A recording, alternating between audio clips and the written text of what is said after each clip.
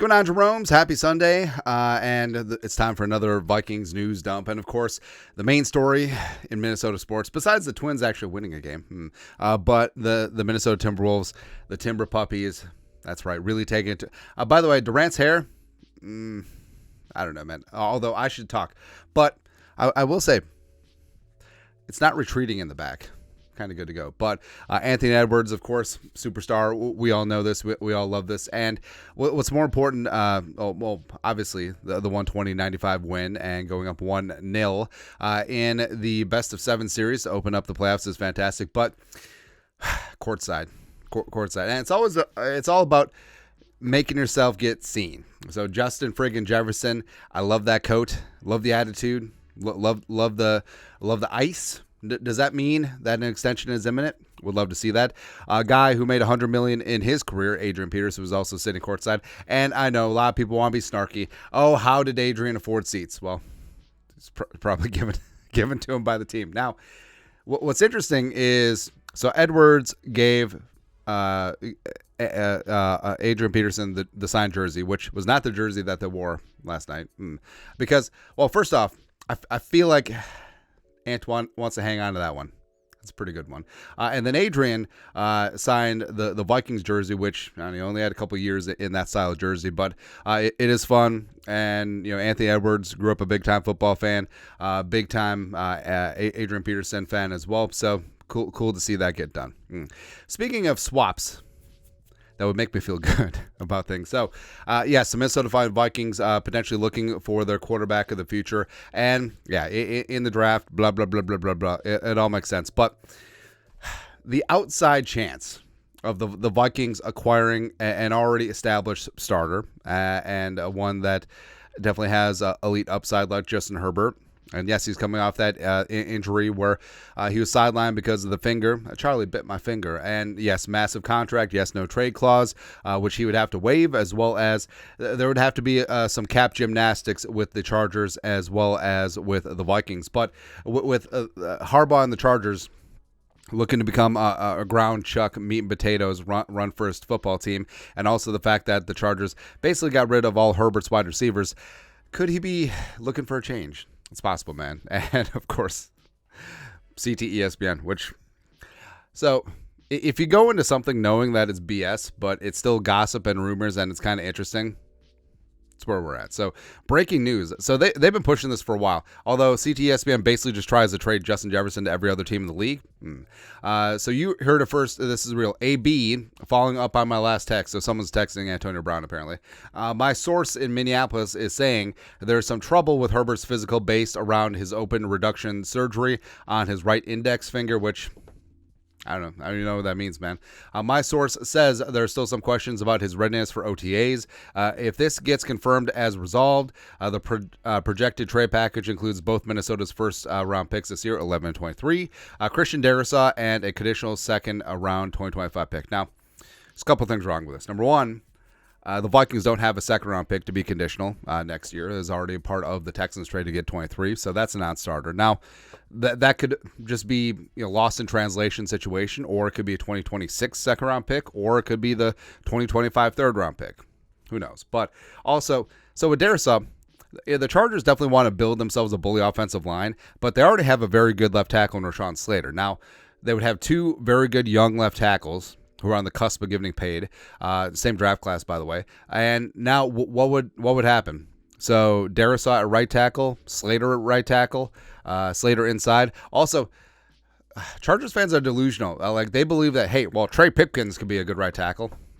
I don't know. But like I said, I would prefer going with the rookie, but I feel like just the potential is like, hey, who's already really good? Justin Herbert. Who's already really young? Justin Herbert. And hey, Drake Maye is frequently comped to like a Josh Allen, Justin Herbert. Who was more like Justin Herbert? Justin Herbert. All right, but obviously, probably not going to happen. Even though I feel like if Jim Harbaugh was given, what was that thing? Back in the day where it's like truth serum. LSD. Is it LSD? Doesn't matter. If he told the truth, I think that he would trade Justin Herbert in a second and draft his boy J.J. McCarthy. I think that he would do that. Speaking of J.J. McCarthy, so McCarthy's back at Michigan spring game. Maze versus the Blue nursing a 7-3 lead, and all the rings, all that. And our guy Thor Nystrom has been on the J.J. McCarthy train since day one, and it's so weird because Kirk Cousins got ridiculed here with the Vikings because, he never won anything. He's a 500 quarterback. One playoff win with the Vikings, blah, blah, blah. But he had the stats, right? Now, J.J. McCarthy is getting crucified because he doesn't have the stats because he was a team player and he was a quarterback of a run-first team. And yes, he did deliver when they asked him to, especially on third down, especially in the fourth quarter, especially against Alabama in the semifinals. But all the kid does is win. All he does is win no matter what. So I don't know. Like I don't know where you go with this. So it's kind of weird, man. Something's not weird. So of course, one of the best parts about having your starting quarterback on his rookie deal, so the rookie could come in behind Darnold, maybe takes over next year, but you still have 3 years plus a fifth-year option of him on a relatively small salary and a small percentage of the salary cap. Per Persuasion put this together. Per Ben Gessling, Vikings ownership is said to be allured with the team drafting a top quarterback that can be productive on a rookie deal. Vikings ownership was also said to be allured by the short-term competitive boost that can come with a productive quarterback on a rookie contract. So yeah, that's the thing too, where there's ebbs and flows with this, where obviously the crap is both, but at a certain point you have to give up some bad contracts, which is perfectly fine. But if your starting quarterback is on his rookie deal, you can be players in free agency. You can build around him either on defense or offensive line, especially. You can take care of some of the other veterans. But then at a certain point, once you pay the quarterback, and you saw this with the Chiefs, like once Mahomes got paid, Tyreek Hill had to go, and they had to tighten their belts on some other places, and they also let go L'Jarius Sneed and also Travarius Ward, who went over to the 49ers, and that is the whole thing. But if you can hit that window where your starting quarterback on his rookie deal can get you to that promised land, you can build around him, and you can really build a bully. All right, so that's what the Niners are trying to do right now with Brock Purdy, the rookie wage scale is a rookie wage scale, but there's a big difference between a top 5 pick salary and also the last pick in the 7th round, which is hilarious. But also it's something that the Wilfs haven't really had since 2015 is the last time that they had their starting quarterback on his rookie deal in Teddy Bridgewater, because 2016, remember, after Teddy's leg fell off, they brought in Sam Bradford. So 2016, 2017, you were paying him above market rate because Sam Bradford was a financial gangster. And then 2018 to last year, obviously Kirk Cousins was in the mix. So having that guy on his rookie deal, you can definitely see the upside. Speaking of Kurt, so it's one of those things where the Kirko Chains phenomenon was great when he was here, but now that he's not here, it's kind of just getting driven into the ground. So Atlanta United FC, who is not as good as Minnesota United FC, Kirko Chains in the building. So the black and reds, decked out. By the way, what are these chains? They look like scarlet letters. He's got the A, please. And also, Kurt looks like he doesn't want to be there. And he looks very gaunt. Also, what is this? I feel like... Wait. I just got this. Is this the A? This does not look like the A. This seems like code for something. I don't know, man. Is the Illuminati John Gotti going to show up at my house now? I don't get it. Like, Kurt looks like he's regretting every second of this, and he's just like, why did I let Julie get me down here? I don't even like Waffle House. Although, how can you not like Waffle House? Also, how can you not like potentially trading up for Drake Maye? So Ross Tucker had Chase Daniel. So I respect his work on NFL Network, and I like him in the media. Longtime backup, the former Pride of Mizzou, and I mean he's got some good takes on things. And Chase Daniel said this on Ross Tucker show. The Minnesota Vikings are absolutely in love with him, Drake Maye. I don't know if they have enough ammo. Chase Daniel thinks that the Vikings have Drake Maye on their mind. Now, with Maye, the connections are there. The connections are there with Josh McCown, as well as, the perfect situation for him sitting for a year, and that's been discussed ad nauseum, right?